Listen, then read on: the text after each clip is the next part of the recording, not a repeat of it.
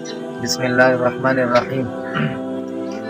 حدیث مبارک کے راضی حدیث دا سے من بنا لله مسجدا بنا الله له بیتا فی الجنه. چا چې دین الله کو جوړ کو نو الله پاک بوله په جنت کې چې دین کو بهترین محل بویا تیار کی. نو دا شان د مسجد په اړه کې موږ دا خبره کوو چې دا سفر تاسو وینئ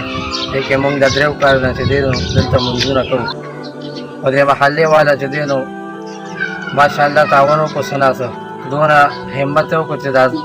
ځان له دا ځای واخیستو تقریبا 15 متره ځای برابرېږي او دا دونه آبادي هم پکې وشوه دا د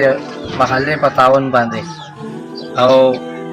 تاسو یې وینئ ستاسو مخکې روان دی دا کار شروع دی که نه جي دونه کار پکې سر ته ورسېده او موږ سره مزید د تعاون ضرورت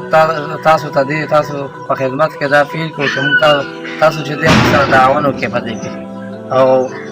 انشاءالله چې دی کې څونه منځونه خلک کوي عبادتونه کوي دا رمضان را روان دی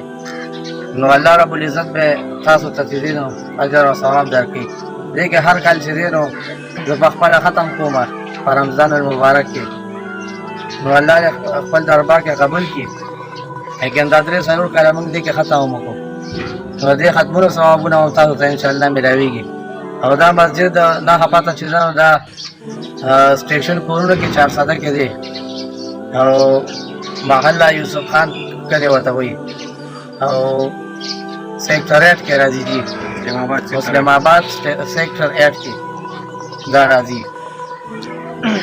کار مسله بل کې چې کوم دي نو زمونږ د جی پی اس نمبر دی د مرګره به تاسو ته جی پی اس نمبر هم وي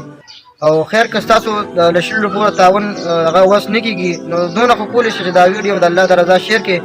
دا ویډیو به داسې چاته ورسي هغې به تعاون کړي دا مسجد دی دا به الله پاک آباد کړي نو دا به ستاسو څلوسته قیامته پورې چې کوم دی نو دا ثواب دی او دا به ستاسو کېږي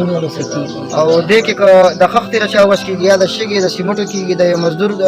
زیړی وس د چا کېږي نو دې سره ښه پوره تعاون د مسجد سره وکړي د الله د رضا او دا ویډیو د الله د رضا شیر کړي که وګوره زمونږ کورونه دي هغه مونږ ښه ټیل ماربل دي هغه مونږ ولګوو او دا د الله کور دی الله پاک دا مسجد دا خپل هم جوړولی شي او صرف دا په انسان باندې یو ازمیښت دی او دا ویډیو د الله د رضا شیر کړي او دا صدقه جاریه لازمي